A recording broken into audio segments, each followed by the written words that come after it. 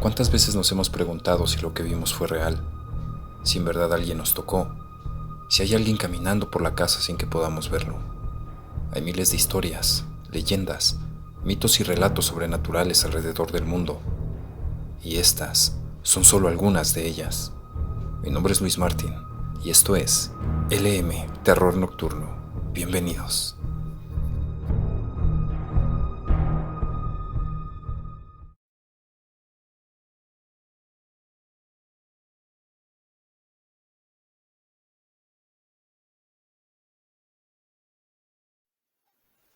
La mujer que vendió su alma al diablo. En el municipio potosino de Cárdenas, se cuenta la historia de una mujer que vivió en la década de los 50 y cuya ambición fue su perdición.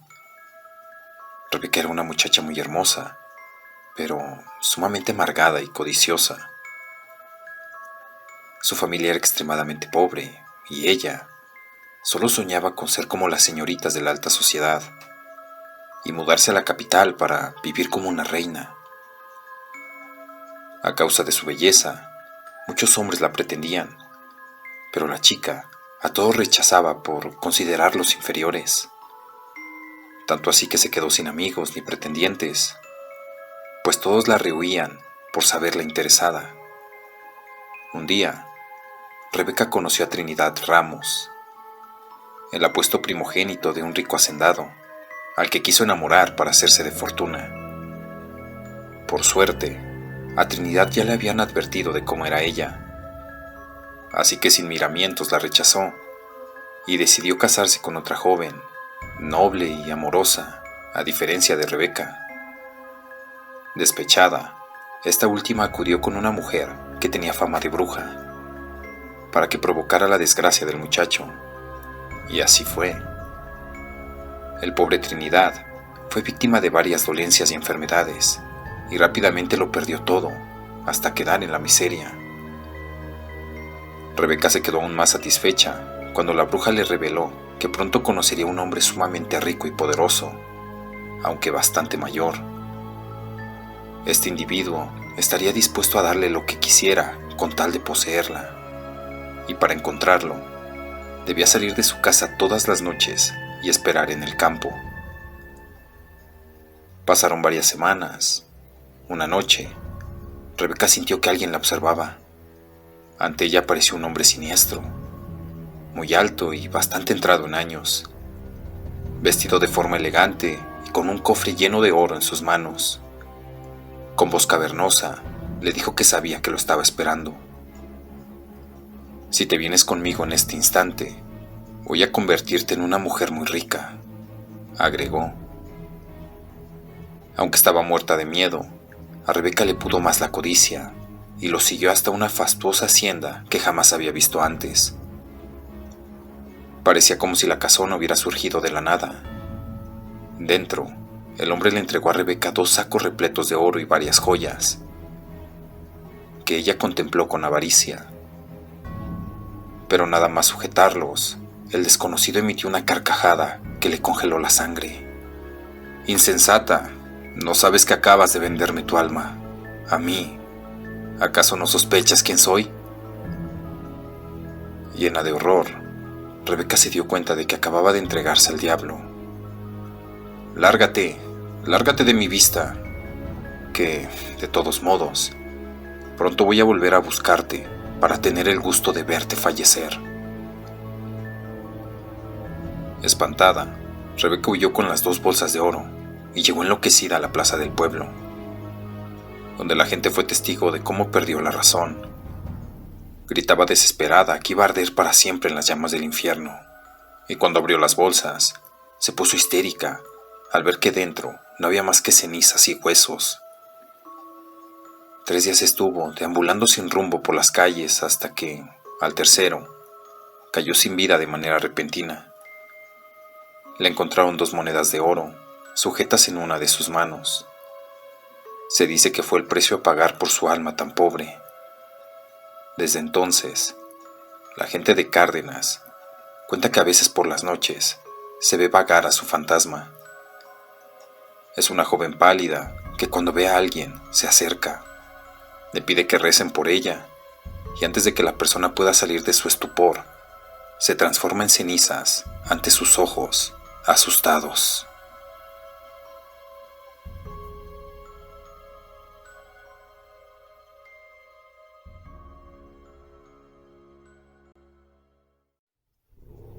El amigo imaginario. Relato enviado por Héctor Zavala a través de mi correo electrónico. En mi familia han pasado cosas muy extrañas. Recuerdo cuando tenía 17 años y mi abuela me llevaba a casa de una tía mía, en el municipio de La Lima. La casa era grande, de 2 plantas, era de madera, con un patio muy amplio. Mis primos eran 4, el más pequeño tenía 5 años y el mayor, con el que me llevaba súper bien, tenía 18. Ese sábado que llegamos, escuché a mi tía quejándose con mi abuela de que Mario tenía amigos imaginarios y que los otros 3 lo molestaban demasiado. No sé por qué, por curioso supongo, pero subí a la 2ª planta. Busqué a Mario y lo encontré jugando en el cuarto de mi fallecido tío. Me llamó la atención que él jugaba frente a un armario, que estaba abierto. A su espalda estaba un espejo de cuerpo entero. A su mano izquierda estaba una mesa y una silla, que daban a la puerta, y a la derecha, la cama con el ventanal hacia uno de los patios. Lo saludé, me senté y empezamos a jugar juntos, con unos carritos de madera que él tenía. Jugamos como 1 hora, pero me llamó la atención algo en el espejo. Cuando observé, pude ver a través del reflejo unos ojos amarillos con tonos verdes, que podían verse desde la oscuridad del armario. Aún hoy la piel se me eriza solo de recordarlo. Antes de poder decir algo, él me dijo sin levantar la cabeza: «Tú le caes bien, pero mis hermanos no». En ese momento, cuando estaba por preguntarle qué era eso, entró mi primo Juan de 15 años y empezó a molestar a su hermanito. Yo me levanté, miré hacia el armario, pero ya no había nada, así que lo cerré, mientras Juan me decía que fuéramos a jugar con la pelota. «Ya voy», fue mi respuesta mientras él salía de la habitación. Cuando llegué a la puerta, de la nada y ante mis ojos, el armario se abrió por sí solo. Lo más extraño es que mi primo ni siquiera se inmutó. Cuando bajé, le conté todo a mi abuela, y después de eso salí a jugar. Mi abuela salió con mi tía después de eso, y antes de las 4 de la tarde regresaron con una mujer, que al preguntarle a mi primo quién era, él me respondió que era doña Lupe. Las vi entrar a la casa, pero después de un rato, vimos cómo salía mi tía con doña Lupe, corriendo asustadas. Mis primos corrieron donde su mamá y yo a buscar a mi abuela. La encontré sentada en el cuarto de Mario, sudada y con una mirada ausente. Le hablé y cuando regresó en sí, me dijo que todo iba a estar bien y que nos íbamos a quedar a dormir en la casa. La verdad, yo me asusté mucho. Más tarde, después de cenar y de ver el único canal de televisión que había hasta las 10 de la noche, me fui a dormir con mis primos. La verdad, ninguno de los 4 podíamos dormir. Escuchábamos cómo mi tía, doña Lupe y mi abuela rezaban, mientras quemaban algunas plantas. Y en el piso de arriba se escuchaba mucho alboroto. Se podía oír cómo las puertas se azotaban, cómo los muebles se arrastraban, y se escuchaba también una especie de lamento, pero ronco. Se escuchaba desolador y lleno de angustia, mientras que Mario dormía en el sofá cama de la sala. Fueron una noche y madrugada muy largas. Mi abuela nunca me explicó qué fue lo que había pasado, y yo nunca regresé donde mis primos. Solo nos veíamos en la casa de otros primos y en casa de mi abuela para las fechas festivas. Jamás le he preguntado a Mario nada al respecto sobre esa noche. Supongo que es lo mejor. Mario y yo nos vemos muy poco hoy en día, pero a veces, cuando lo veo, puedo percibir algo siniestro en su mirada, como esperando siempre a que le haga esa pregunta: ¿quién era tu amigo?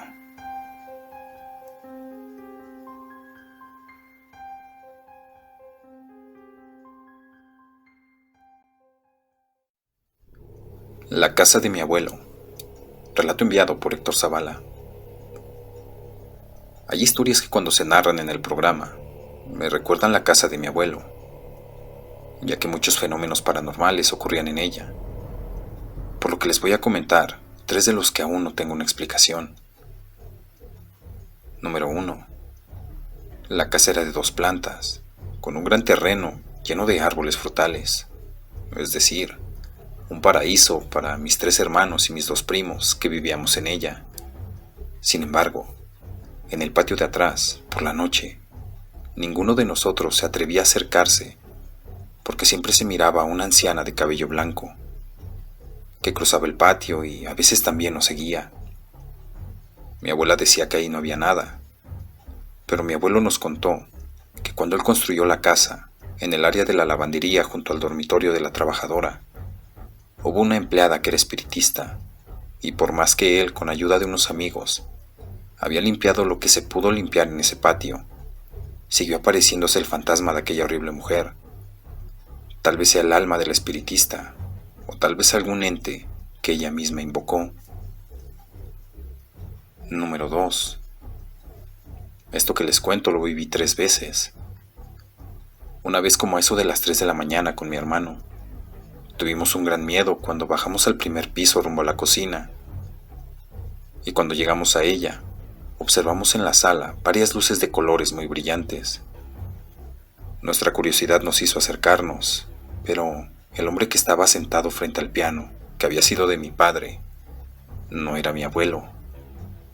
Y al girarse para vernos, yo sentí como una gran paz. Incluso sentí hasta ganas de llorar. Yo en ese entonces tenía apenas 8 años de edad. Cuando iba a avanzar hacia él, mi abuelo salió de una puerta intermedia y me tomó del hombro a mí y a mi hermano y nos mandó a nuestra habitación. Mientras subíamos las escaleras, escuchamos muchos murmullos y al estar en la habitación tuvimos un miedo espantoso. A la mañana siguiente, la casa olía como a rosas y mi abuelo me fue a dejar a la escuela. En el camino me sugirió que tuviera cuidado con lo que percibía, porque la maldad tiene muchos disfraces.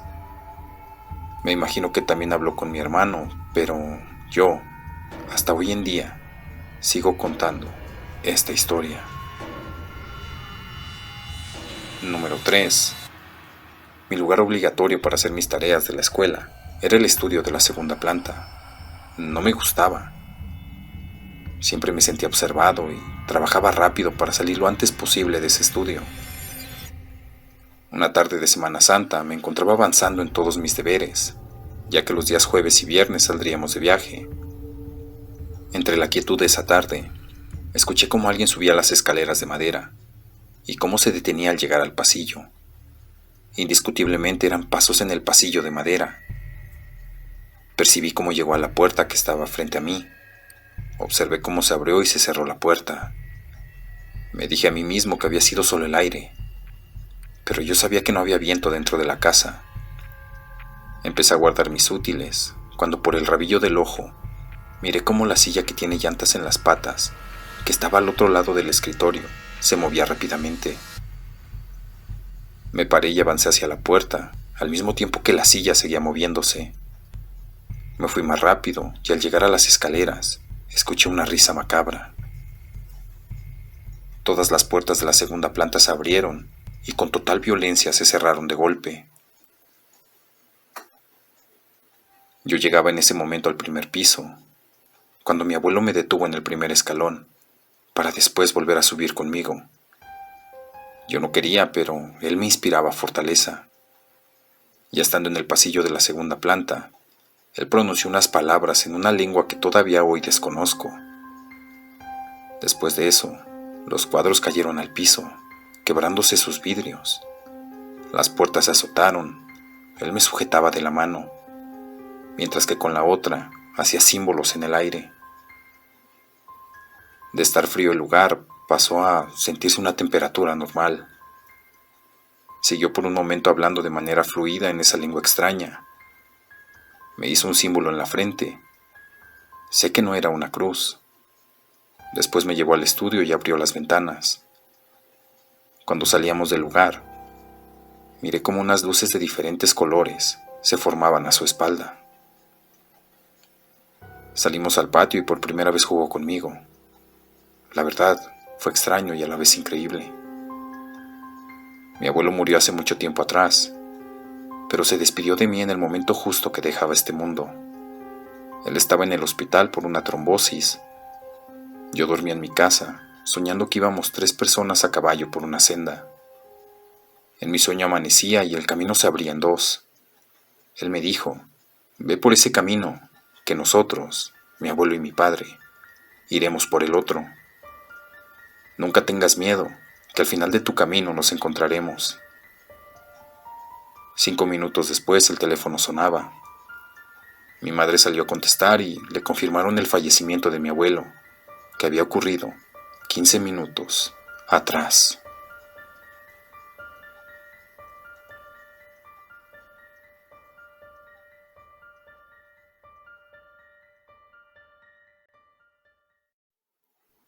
Jugando a la Ouija. Relato enviado por Héctor Zavala a través de mi correo electrónico. En mi vida, directa o indirectamente, participé en el juego de la Ouija, pero solo 3 de esas ocasiones me dejaron marcado, por lo que les contaré una de estas experiencias. En el primer semestre de la universidad, en 1991, conocí a un grupo de compañeros que escuchaban rock, fumaban, bebían, pero eran muy sinceros y atrevidos. Un viernes, después del examen de trigonometría, fuimos atrás de la biblioteca. El lugar era solitario, tenía unas rocas enormes. Conversábamos de todo y nada, hasta que llegó un amigo al que le decíamos el Chaparro. Sacó el tablero de la Ouija y lo colocó sobre una de las rocas, y nos pidió que jugáramos con él. Al principio yo me negué. Mis otros 3 compañeros aceptaron. Todo pasó rápido. El tablero respondió de una forma veloz. Incluso quien anotaba las letras quedó sorprendido, porque la secuencia era demasiado rápida. Rápidamente el ambiente del lugar se volvió gélido. El Chaparro, Jorge y Arturo no sabían qué hacer. Yo, al darme cuenta de que iba a abandonar el juego sin su permiso, algo extraño me obligó a poner las manos en el tablero. Inmediatamente sentí una respiración fuerte detrás de mí. Sentía como si fuera un animal grande el que estaba atrás. Mis compañeros se pusieron pálidos al verme. Yo sentí que las rodillas se me doblaban y me dije a mí mismo: si ya me metí a esto por tonto, ahora hay que hacerle al valiente. El tablero empezó a marcar números, los que yo sabía que eran fechas. Mis 4 compañeros no sabían lo que pasaba, pero yo sí. Era el juego de código que jugaba con mi tío abuelo antes de que él falleciera de cáncer años atrás. En mi interior sabía que él no era el que se estaba manifestando, porque él fue un hombre muy espiritual que dedicó su vida al servicio de los demás. Y cuando hablábamos de estos temas, él me hizo saber que en este juego jamás encontraría personas o cosas buenas. Cuando empecé a pedirles que me dejaran salir del juego, constantemente sentía que algo me agarraba de los hombros y piernas al mismo tiempo. Sentía una presión en mis extremidades, que no era como cuando te toman con las manos. Cuando el dolor fue extremo, en mi mente solo pude pensar en Dios. En ese preciso momento, frente a nosotros, un enorme perro blanco cayó en una roca, con un rostro aterrador. Mis amigos salieron corriendo por todos lados. Yo no fui valiente, yo quería correr también, pero lo que me tenía agarrado no me dejó salir corriendo. Lo último que recuerdo es cuando ese perro, si se le puede llamar así, saltó a la roca donde estaba el tablero conmigo. Sentí como algo golpeaba mi rostro. Me desperté y era Jorge golpeándome la cara con su mano. Al incorporarme me di cuenta que el tablero estaba desgarrado, roto, y el área detrás de mi espalda parecía una zona de guerra. Pensé que ellos, o sea, mis compañeros, lo habían hecho, pero no fue así. Realmente no sé lo que pasó, pero al llegar a mi casa me encontré moretones en mis hombros y piernas, y tenía un fuerte dolor de cabeza. Me revisé y descubrí que tenía un chichón de marca mundial. No sé si me dormí por las pastillas o el cansancio, pero soñé con mi tío abuelo, el cual estaba vestido como siempre, y estaba en el patio de su casa. Cuando se despedía de mí, pude ver que en el portón del jardín estaba un hermoso perro blanco, grande, mirándome, y sus ojos eran azules, o al menos eso creí. Desde esa vez, si alguien va a jugar con la ouija, prefiero retirarme porque me dejaron bien en claro que la próxima vez estaría solo. La curiosidad en este tema se simplifica con la vieja y conocida frase de que la curiosidad mató al gato. En este caso, el gato puede ser cualquiera de nosotros. Ten cuidado con lo que decides hacer, sobre todo si eso incluye jugar con la ouija.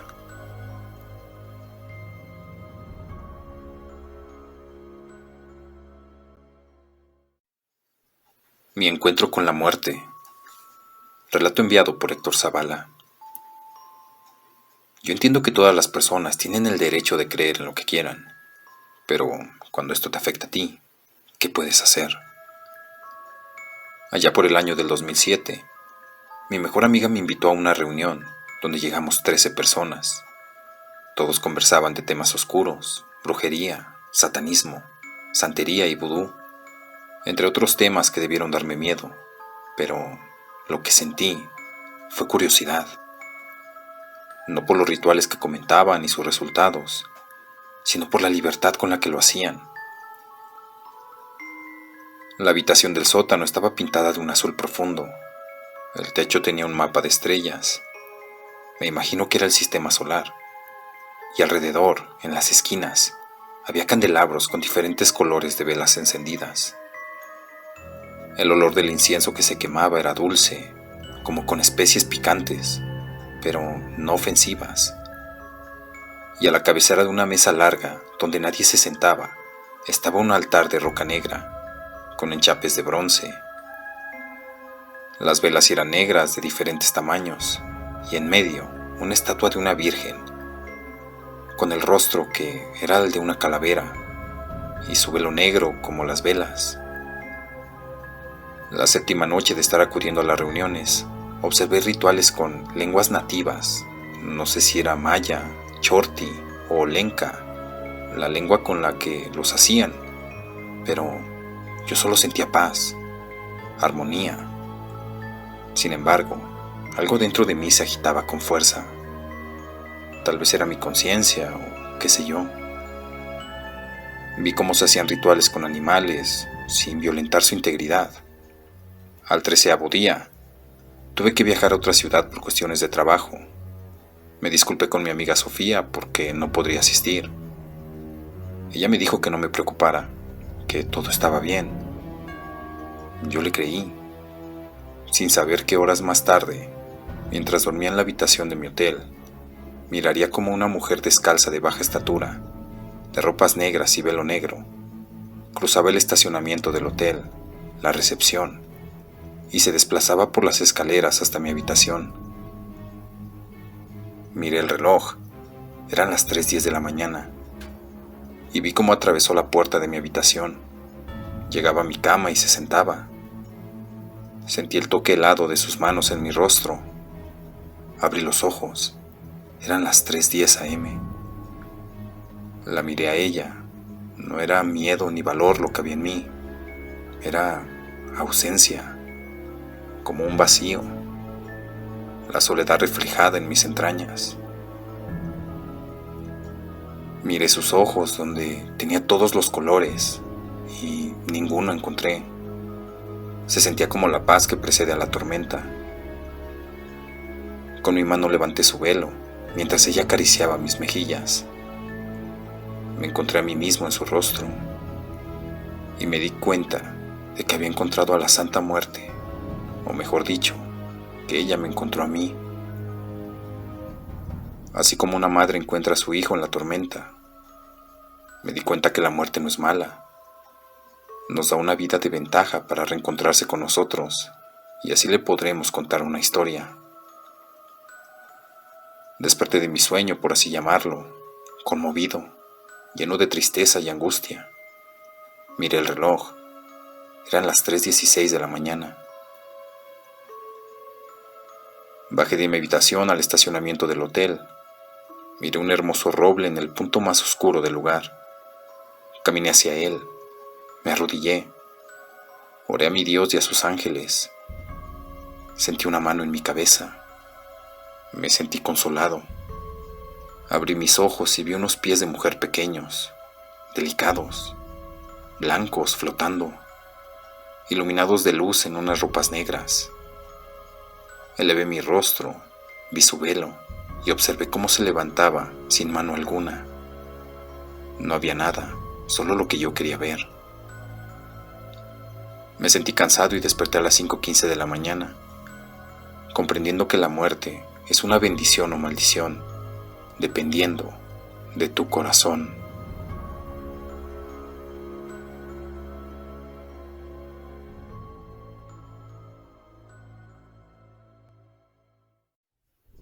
Las mujeres del bosque. Relato enviado por Héctor Zavala. Actualmente soy una persona de baja visión. Comento este punto para que entiendan lo que me pasó un 3 de julio en un viaje a un sector de Ciguatepeque, en Honduras, lugar que aún posee muchos bosques, ríos y alguna que otra quebrada. Llegamos el viernes y era espectacular el clima, fresco, la casa de madera de 2 plantas con chimeneas. ¡Wow! El lugar muy bello. Y durante el viernes todo estuvo excelente. El sábado igual, hasta eso de las 8 de la noche, cuando me quedé solo. Todos se habían ido al pueblito a una disco, karaoke y bar, todo en uno solo. Yo me quedé escuchando música con un buen termo de café. No sé cuánto tiempo pasó, pero percibí como los perros ladraban y algunos aullaban mientras la luz empezó a parpadear. Apagué el aparato de música y observé con mi poca visión el entorno de atrás de la casa, donde yo me encontraba. Al tomar mi bastón y empezar a caminar, la energía eléctrica terminó por colapsar. Sin embargo, la chimenea proyectaba la luz del fuego. Caminé hacia el bosque, que era dividido por una cerca de madera. No es que sea valiente, pero percibí que alguien se encontraba ahí y me observaba. Sentí temor, pero pensé que lo que me acechaba era un humano. Al tocar la división con mi bastón, escuché algunos susurros y cómo se quebraban ramas en el suelo. Y entre más me concentraba en la oscuridad del bosque, pude distinguir visualmente a una mujer frente a mí, de tez blanca, cabello oscuro, con un vestido negro y con una sonrisa malévola en su rostro, pero clara. Noté también que estaba descalza, y fue ahí donde me pregunté a mí mismo, ¿cómo era posible que la estaba mirando si mis ojos solo captan luz y oscuridad? Escuché cómo se aceleraba mi corazón mientras observaba cómo se acercaba ella, y entre los árboles se desplazaban otras personas. Sentí ganas de correr, pero me pregunté, ¿para dónde? ¿Para qué el esfuerzo si yo sé que no veo? Me di la vuelta dándole la espalda, y justo cuando iba a dar un paso hacia adelante, sentí unas manos frías en mis hombros, y una voz que susurraba mi nombre. Por un instante sentí que me desmayaba, o peor aún, que me iba a orinar encima. Sentí frío. Al mismo tiempo escuché una voz conocida que me llamaba al fondo. Abrí los ojos y me encontré sentado en la sala de la casa. No tenía idea de cómo había llegado hasta ahí. Eran las 3 de la mañana cuando mis amigos y familiares regresaron. Al rato nos fuimos a dormir, después de conversar las anécdotas de su noche. Al otro día, a eso de las 11 de la mañana que me desperté, uno de ellos me comentó que mi bastón estaba en la cerca de atrás, que por qué lo había dejado ahí. La verdad yo solo me reí, pero al quitarme la camiseta para ir a bañarme, uno de ellos me preguntó qué tenía en la espalda, y fue ahí donde me di cuenta que tenía unos pequeños rayones, como rasguños, que corrían desde mis hombros hasta la espalda media. No lo supe explicar en el momento, pero ya al abandonar el lugar, sobre la carretera, les comenté lo que había vivido. y fue ahí donde uno de ellos comentó que él, antes de ir a dormir, había visto a varias mujeres caminando en el bosque.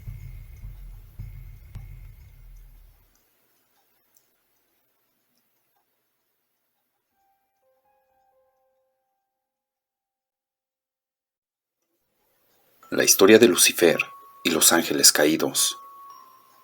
Empecemos con el origen del nombre Lucifer, que significa en la traducción latina lux ferre, que significa portador de luz. La mayoría de las veces representaba el espíritu del aire y está asociado con el conocimiento.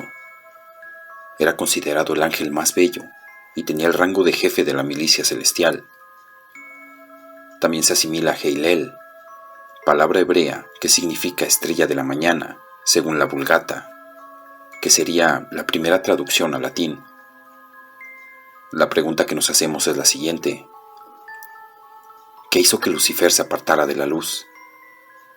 Pues bien, sería su orgullo y su deseo de adquirir poder lo que le empujó a rebelarse, especialmente según los gnósticos, porque se le acusaba de querer ocultar a los hombres la búsqueda del conocimiento. Fue expulsado del cielo, perdió su rango como líder de la milicia celestial y fue enviado al infierno.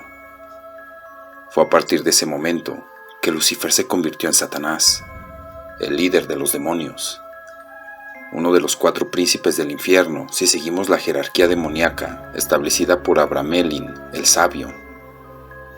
En el diccionario infernal, Colin de Plancy provee una descripción más detallada de Lucifer o Satanás.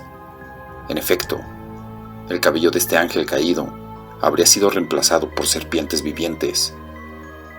Todavía llevaría la marca de un relámpago divino en su cuerpo, pero este último estaría oculto por las alas negras de murciélago que doblaría sobre su pecho. Lucifer también tenía en sus manos, por un lado un pergamino y por el otro una pluma de hierro, que le gustaría usar para derribar el paraíso. Este último no duda en tentar a los hombres con el orgullo, que es también parte de los 7 pecados capitales. El orgullo sería el mayor de todos los vicios.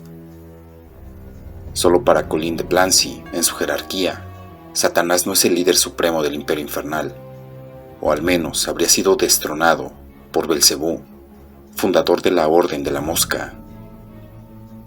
Sin embargo, a pesar del hecho de que Lucifer es reconocido como una criatura demoníaca por la tradición cristiana, fue solo a partir de la Edad Media temprana que su término fue utilizado para designar a Satanás, y además, los términos de diablo, como los nombres mencionados anteriormente, se refieren más a menudo como sinónimos como el maligno, el príncipe de las tinieblas, el maestro del infierno, entre otros. El origen de los ángeles caídos. Al principio, los ángeles caídos pertenecían al grupo celestial que salvaguardaba los inicios de la humanidad. Fueron creados específicamente para velar por el hombre, y se les otorgó de entendimiento y libertad. Estas características llevaron a que muchos de estos ángeles comenzaran a cuestionar a su creador, alejándose de él y cometiendo diferentes pecados que llevó a que los expulsaran del cielo, desterrándoles al infierno. La mayoría de los ángeles cayeron por lujuria, aunque también por vanidad como motivos principales. ¿Por qué cayeron estos ángeles? Por un lado, encontramos a Lucifer, pero por otro, encontramos el libro de Enoc, en donde vemos que cayeron 200 ángeles en total, con Semillanza como líder principal, aunque no el único, ya que eran 20 líderes en total. A estos se les conoce como los vigilantes, también llamados Grigori. Fueron enviados a la tierra para velar por la humanidad. Estos se enamoraron de las hijas de los hombres, y tras hacer un pacto entre ellos, se casaron y tuvieron hijos con ellas. Sabiendo cuál sería su destino, sus hijos fueron los Nefilim. Pero no solo ha sido por lujuria, incluso en el caso de los Grigori o vigilantes, muchos cayeron por enseñar a los hombres el arte de la guerra y la creación de armas, entre otra serie de conocimientos, que creó el desequilibrio entre los primeros hombres. Para ello se debe tener en cuenta que cada Grigori está asociado a un tipo de sabiduría diferente.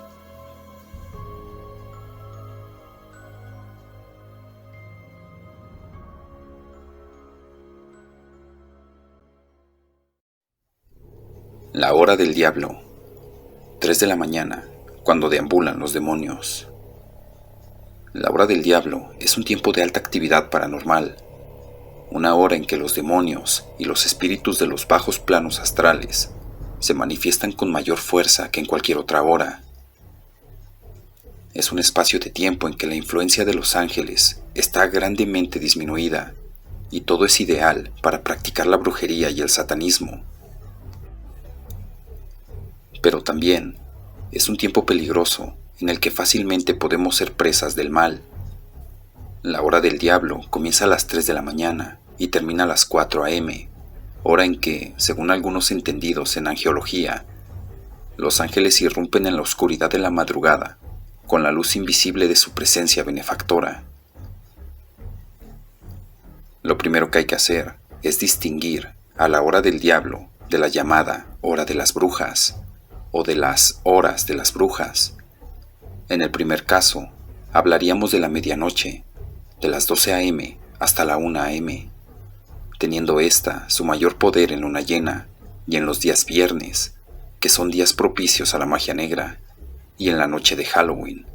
Mientras, en el segundo caso, nos estaríamos refiriendo a las horas comprendidas entre la medianoche y las 3 de la madrugada, por lo que sería un periodo horario que abarcaría también a la hora del diablo.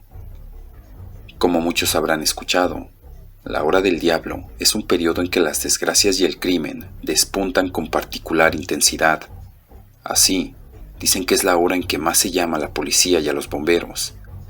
Un ejemplo significativo de la influencia del maligno a esa hora lo da el caso real de Butch DeFeo, que asesinó a su familia con una escopeta, aproximadamente a eso de las 3:15 de la mañana, inspirando después la famosa película de terror, Horror en Amityville.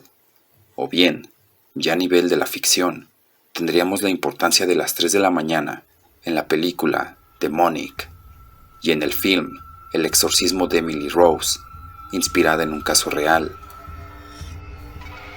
Dentro de lo que son las prácticas de magia negra a esta hora, se cree que cuando en la hora del diablo se escuchan ladridos de perros o cantos de gallo, puede ser porque los animales se manifiestan debido a que sienten la energía enviada en los hechizos.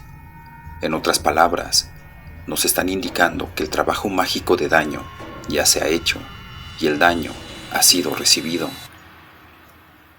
En este mismo marco de creencias, se piensa que las personas que no pueden dormir es porque están siendo víctimas de un trabajo de magia negra, sobre todo si el insomnio se da particularmente a esa hora, y si viene acompañado de cosas como respiración agitada, espasmos musculares extraños, dolores sin razón aparente o angustia sin motivo palpable.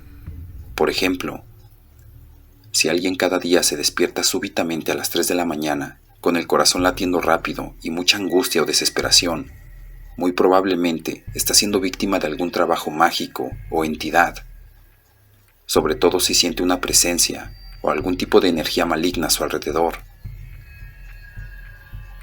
Se cree también que a las 3 de la mañana es el momento en que más se rompe el velo entre el mundo de los vivos y el mundo de los muertos, facilitando que los demonios y espíritus crucen a nuestro plano y se comuniquen con nosotros.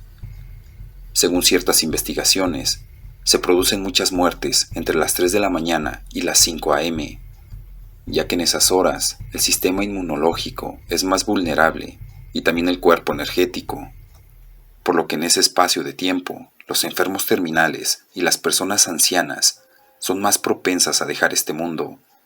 Asimismo, este hecho ha sido empleado por investigadores paranormales para justificar por qué a esas horas hay más espíritus, afirmándose entonces que muchos de ellos son recientes fallecidos o fenómenos ligados a procesos de muerte. Pasando ahora al significado de la hora del diablo, tenemos que esta representa el inverso de las 3 de la tarde, hora en que supuestamente murió Jesucristo. De este modo, El planteamiento en que los demonios eligieron las 3 de la mañana para burlarse de la muerte de Cristo y de la Trinidad, por lo que la cúspide de la hora del diablo serían las 3:33, mitad de 666, que es el número de la bestia.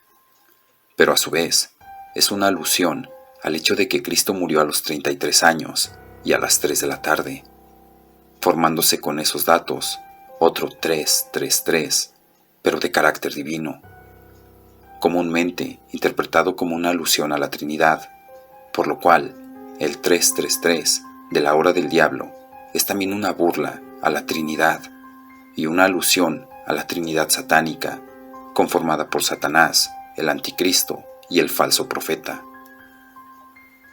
Por supuesto, hay muchos problemas con la teoría de las 3 de la mañana. Tal vez el más evidente de ellos es la idea de que nada ha pasado a esas horas antes de la muerte de Cristo. No obstante, otras religiones tienen también sus demonios en las horas de oscuridad. Sin embargo, no dan una importancia tan marcada a las 3 de la mañana, que parece ser de una demonologizada de forma particular en el cristianismo. Muchas personas informan sobre toda clase de extraños sucesos que ocurren en la hora del demonio, hora también muy correlacionada con una elevada frecuencia de episodios de parálisis del sueño. Esto último haría pensar que en las 3 de la madrugada como hora demoníaca podría en cierto modo estar más allá de cualquier fe en particular. De hecho, personas de diversos credos han informado sobre la sensación de presencias, puertas que se abren, ruidos extraños y objetos que se mueven a esa hora. Volviendo a lo de la parálisis del sueño, tenemos que a las 3 de la mañana es un tiempo asociado a los niveles más profundos del sueño, pues en esa hora es usual que la persona entre en fase REM, cosa que la vuelve más susceptible a experimentar no solo parálisis de sueño, sino alucinaciones, hipnagógicas y horrendas pesadillas.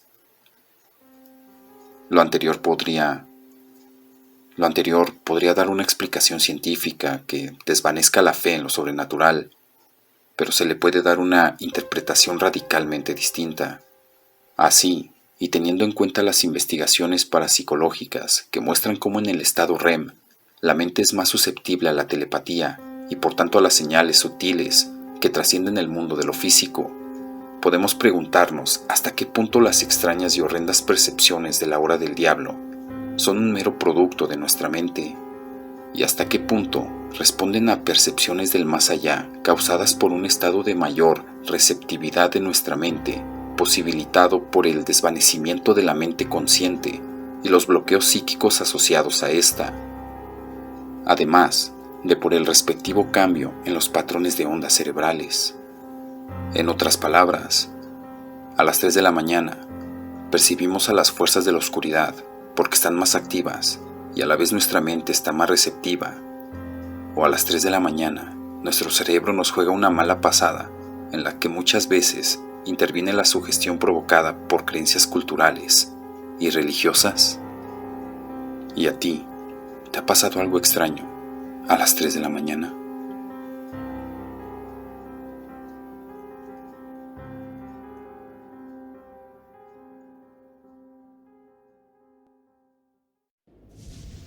La bruja que se alimentaba de bebés.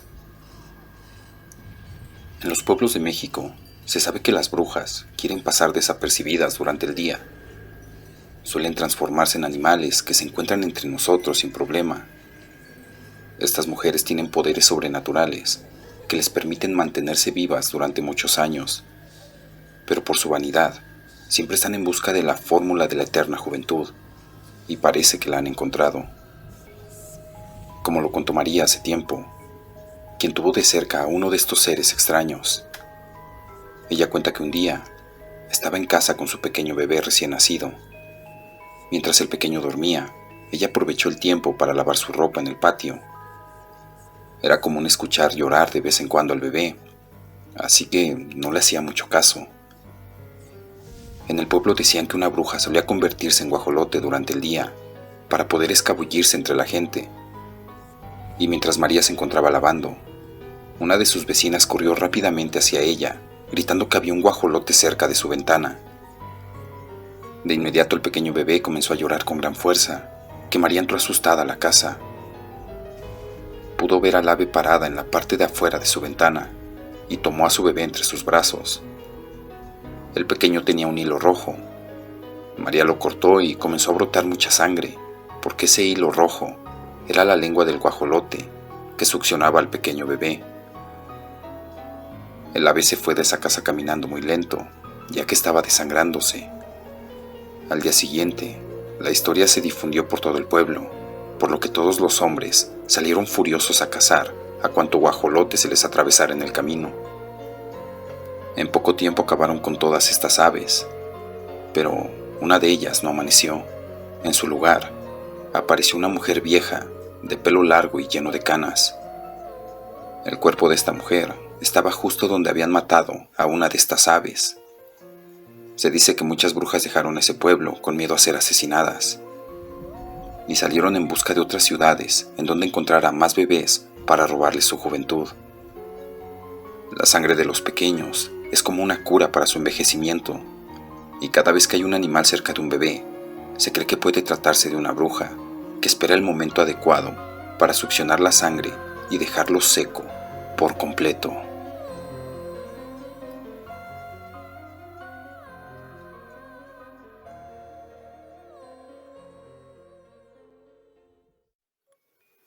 Fantasmas en la escuela. Relato enviado por Héctor Zavala a través de mi correo electrónico. En el año 2002, trabajé como profesor en un instituto semioficial en una base militar. Era muy bonito el trabajo de doble jornada. Sin embargo, lo único incómodo del lugar es que te sentías observado en todas las instalaciones y áreas del instituto. En la sala de profesores se podía percibir como si alguien estuviera contigo, pero al voltear para verificar si había alguien más o no, no había nadie. Yo llegué a creer que solo a mí me pasaba eso, pero con los meses me fui dando cuenta de que gran parte del personal experimentaba lo mismo que yo. En el mes de septiembre de ese año, nos tuvimos que quedar hasta la madrugada haciendo los preparativos para el desfile. La situación se fue poniendo cada vez más incómoda, sobre todo cuando las luces comenzaron a encenderse y apagarse por sí solas. Además de que comenzamos a escuchar todos los que estábamos ahí presentes trabajando, como si alguien estuviera caminando por el pasillo. Pero al salir a verificar quién podía estar ahí a esas horas, tampoco había nadie. Decidimos dejar de trabajar y caminamos hacia la caseta de vigilancia, donde habíamos estacionado nuestros vehículos. Fueron más o menos 300 metros los que tuvimos que caminar para llegar hasta la caseta. 300 metros que se sintieron muy fríos y aterradores. Al llegar hasta donde se encontraba el soldado en la caseta de vigilancia, nos miró y nos dijo: «Tienen mucho valor todos ustedes para estar ahí a estas horas». Mis dos compañeros y yo nos reímos, pero desde esa noche evitamos permanecer solos en ese centro educativo.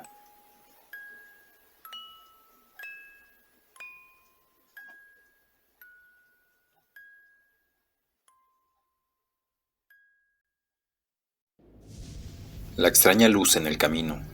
Relato enviado por Héctor Zavala. Hola comunidad.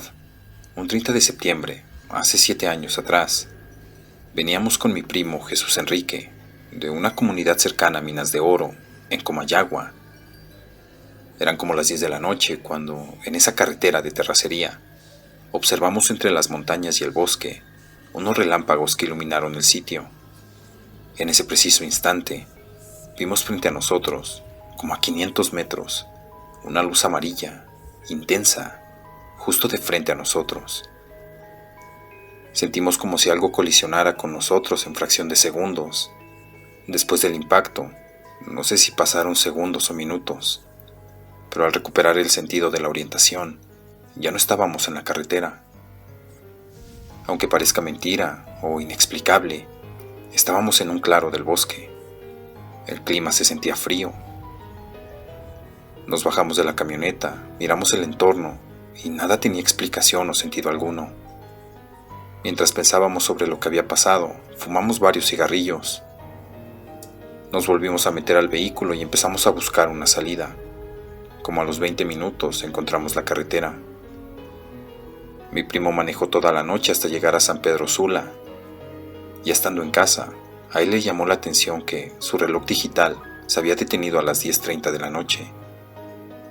A la fecha, no sabemos qué fue lo que pasó ni por qué, pero de lo que sí estamos seguros es que algo extraño nos ocurrió aquella noche.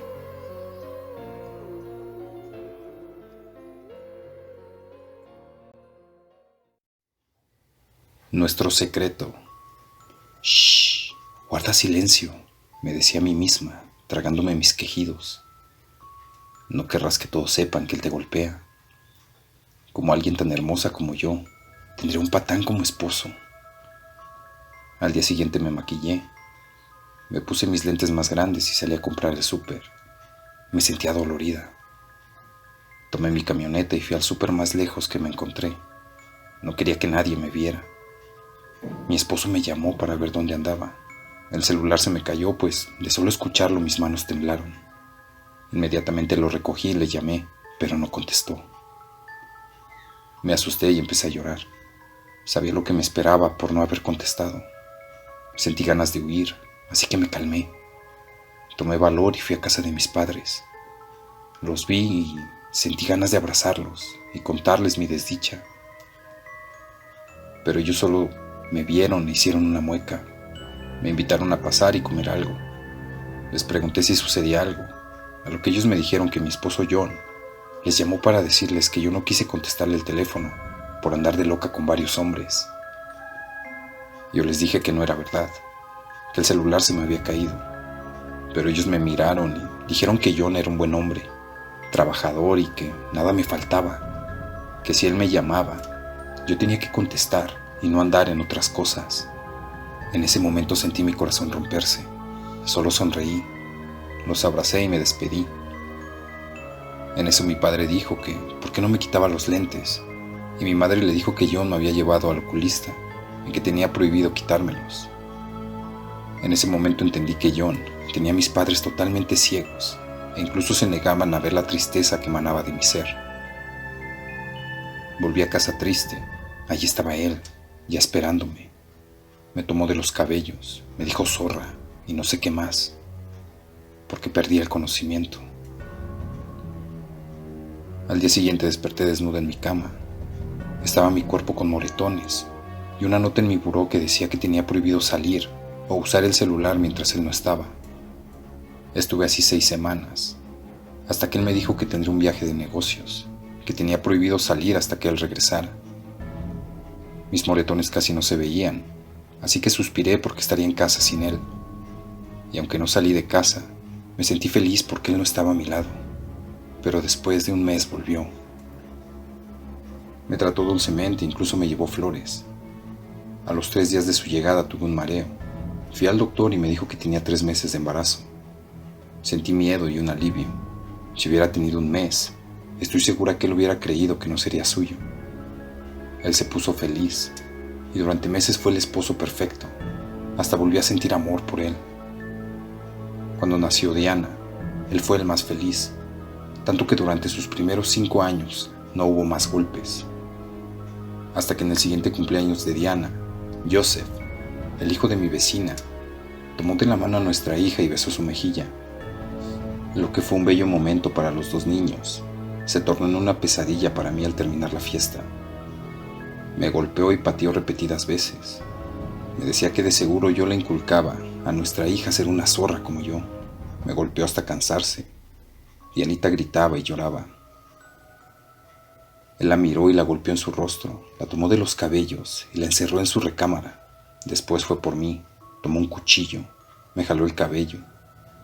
Mi cara alcanzó a salir lastimada, al igual que mi mano derecha. Él me miró y dijo que, antes que un maldito le robara a su princesa, él la mataría. Fue a su recámara, pero en ese momento sentí un fuego quemar mis entrañas. Saqué el cuchillo más grande, corrí hacia él y lo apuñalé hasta cansarme. Después de un rato reaccioné. Lo llevé a la cocina y lo corté en 1000 pedazos. Limpié toda la sangre. Metí todo en bolsas grandes y las enterré en la tumba de un tío mío que murió años atrás. Regresé a casa y le dije a mi hija que su padre se fue de la casa unos días, pues estaba arrepentido de haberle pegado. Pasaron los años y vi a mi hija crecer feliz. Ya no volví a casarme, jamás quise volver a saber de hombres. Diana se comprometió con Eduardo, un joven ingeniero, apuesto, de buena posición social. Mi hija se veía plena y feliz. Preparaban lo de su boda, cuando mi hija tropieza y le tira un poco de vino en su camisa. Eduardo enojado la toma del brazo y le susurra algo en el oído. Y mi hija comienza a derramar lágrimas silenciosas. Se limpia y sonríe de nuevo al voltear a verme. Yo no dije nada, también sonreí. Al día siguiente mi hija, Diana, es llamada por sus suegros para ver si su hijo no estaba con ella, ya que no llegó a dormir. Ella les dice que después del ensayo de la boda él se fue. Pasaron días y él no apareció. Le pregunté a mi hija si no estaba triste por la desaparición de su prometido. Diana me dijo que no, porque ella sabía dónde estaba. Yo le pregunté, ¿dónde? Y ella me contestó, está de viaje al igual que mi padre, por maltratar mujeres. Yo me puse nerviosa. Diana me dijo que ella sabía todo, pues vio cómo asesinaba a su padre para protegerla. Y ahora ella no permitiría que otro patán la tratara igual como su padre me trató a mí. Ahora las dos guardamos un secreto, y ambas visitamos de vez en cuando la tumba del tío. Cuando las pesadillas nos asaltan, volvemos al lugar donde están ellos, solo para comprobar que sigan pudriéndose en esa tumba. El embarazo. Estefanía, una mujer joven de 24 años, se enteró después de 2 meses que estaba embarazada. Al contrario de cualquier madre que estaría feliz de la vida, ella se sentía desgraciada. Pensaba en lo horrible que se iba a poner conforme le fuera creciendo la panza, y que su esposo ya no desearía estar con ella después de convertirse en un hipopótamo. En vez de decirle palabras dulces al bebé que estaba creciendo en su vientre, ella a diario le deseaba la muerte. Todos los días repetía una frase: no quiero que nazcas, por favor, no nazcas. Un día la visitaron 2 amigas de la infancia para felicitarla por la buena noticia. Ella, extrañada porque tenía tiempo que no las veía, las cuestionó sobre cómo se habían enterado. Ellas le dijeron que su esposo había hecho una publicación en Facebook e incluso subió un video en su perfil diciendo lo feliz que estaba de que iba a ser padre. Estefanía no pudo controlar su ira y apretó el vaso de vidrio que sostenía en su mano con tanta fuerza que lo rompió, causándose daño a sí misma, y gritó: «Ojalá que se muera este engendro del demonio». Sus amigas, al ver que estaba sangrando, acudieron para intentar ayudarla, pero ella, enojada, les dijo: «Quítense, solo estorban, lárguense de mi casa». Sus amigas, para no causar más problemas, se retiraron, y Estefanía se encerró en la habitación. Cuando su esposo llegó del trabajo, Estefanía no esperó ni siquiera que cenara. En cuanto escuchó que abrió la puerta, bajó las escaleras para reclamarle. Gabriel, cansado por el trabajo, le pidió que se tranquilizara, pero Estefanía estaba vuelta loca y no entendía de razones. Ella siguió diciéndole cosas mientras le golpeaba el pecho, hasta que Gabriel reaccionó y le soltó una cachetada, y de manera fría le dijo: «Ni se te ocurra matar a mi hijo. Ya me dijeron tus amigas lo que planeas, pero no te lo voy a permitir». Estefanía pensó que estaba bromeando y soltó una carcajada. Gabriel permaneció en silencio y se retiró para encerrarse en una de las habitaciones que estaban reservadas para los huéspedes. A la mañana siguiente ambos desayunaron juntos, pero en silencio. Cuando Gabriel se retiró para ir a trabajar, a Estefanía le entraron deseos de deshacerse del bebé, por lo que decidió mandarles un mensaje a sus amigas para pedirles recomendaciones de clínicas clandestinas donde se practicara el aborto. Una de ellas le dijo que eso era muy peligroso y que podría perder la vida. Sin embargo, a Estefanía poco le importaba eso. Ella lo que más deseaba era deshacerse de su hijo y ser libre como un pájaro. A pesar de las advertencias de sus amigas y las consecuencias que el proceso podría tener, Estefanía estaba dispuesta a asumir el riesgo, por lo que decidió salir en ese momento de la casa en dirección a una clínica clandestina. pero nada la preparó para lo que estaba por venir. En cuanto abrió la puerta se encontró con su esposo. Este la miró de manera extraña y le preguntó qué planeaba hacer. Estefanía hizo lo que cualquier mujer inteligente hubiera hecho en su lugar: mentir. «Voy de compras», respondió. «¿De compras?», dudó Gabriel. «Sí, de compras. ¿Por qué?». «Porque siempre te llevas tu bolsillo y no lo veo por ningún lado». «Ah, cierto», contestó Estefanía con una voz quebrada. Gabriel se quedó un rato en silencio hasta que dijo: «No te creo». En ese momento hizo una señal con el dedo y entraron dos sujetos para sostener a Estefanía y atarla de manos y pies.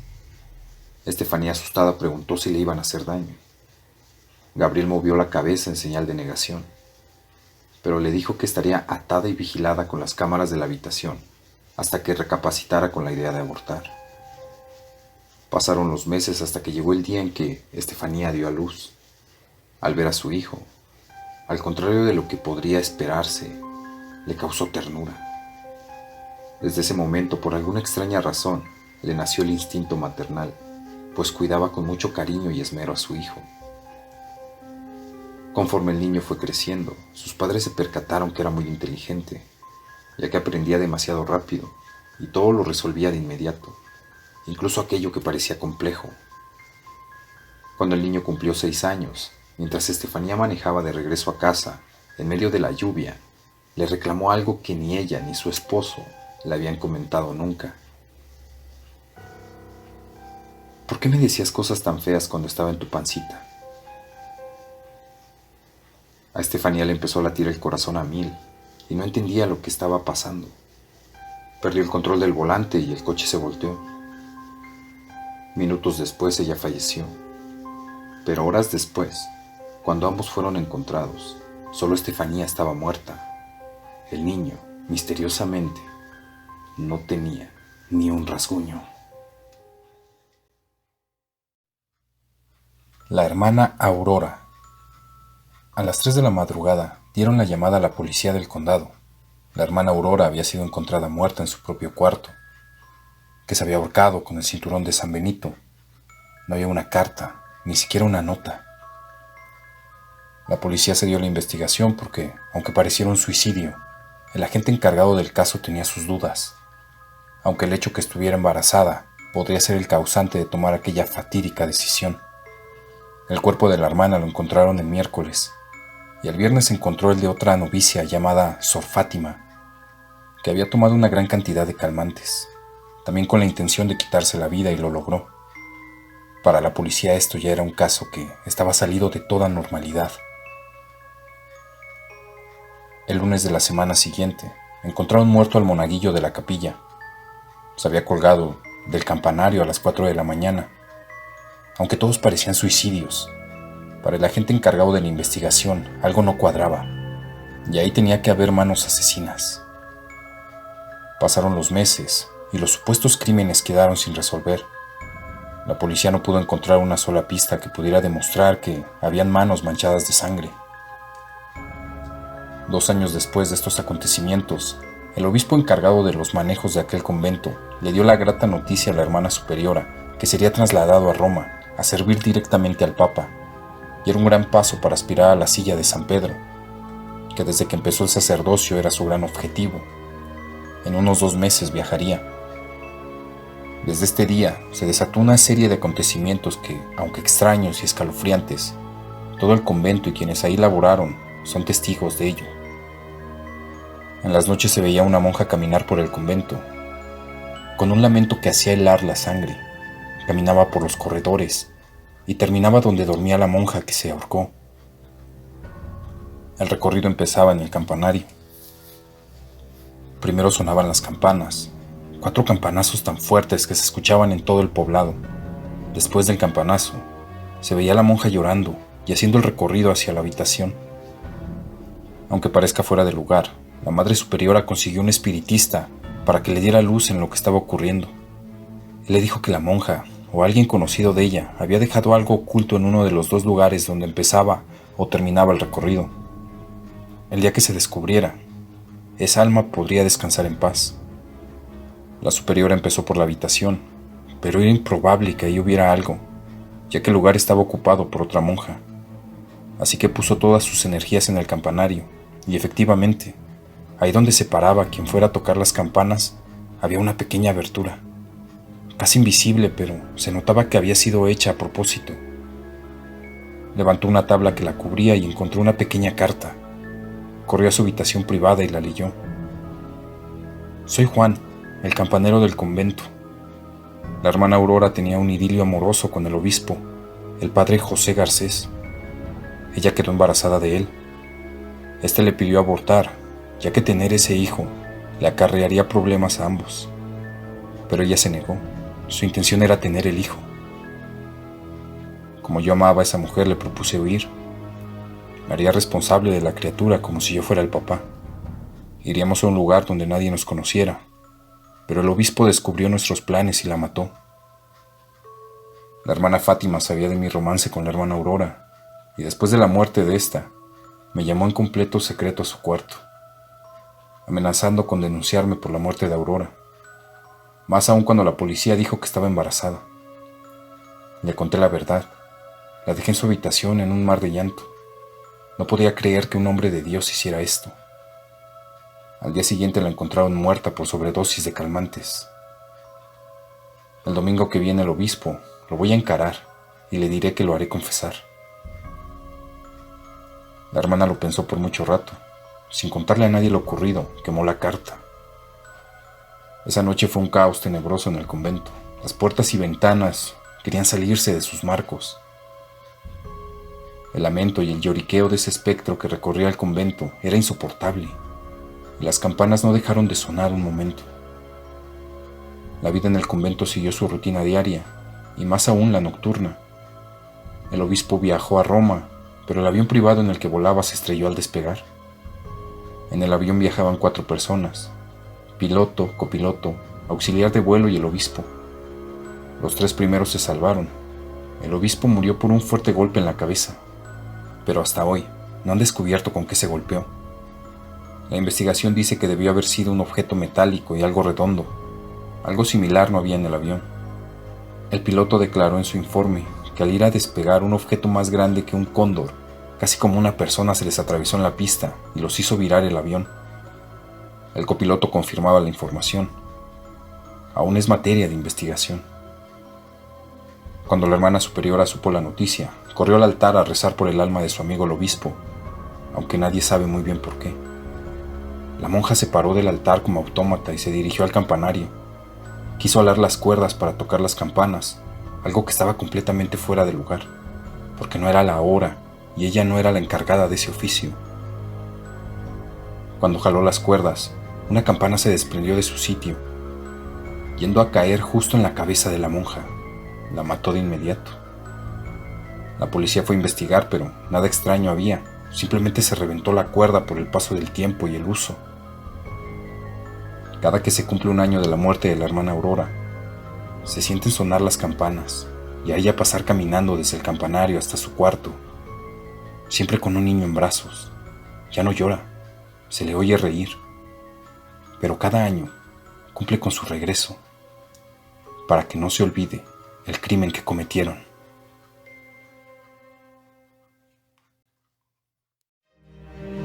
Si te ha sucedido algo paranormal, conoces alguna historia o relato que quieras compartir, envíalo al correo que aparece en pantalla, aportesterrornocturno@gmail.com. También puedes enviarme fotos o videos paranormales que te gustaría que publicara en próximos videos. No olvides suscribirte, compartir, dar like y activar la campanita de notificaciones. Esto fue LM Terror Nocturno. Hasta el próximo video.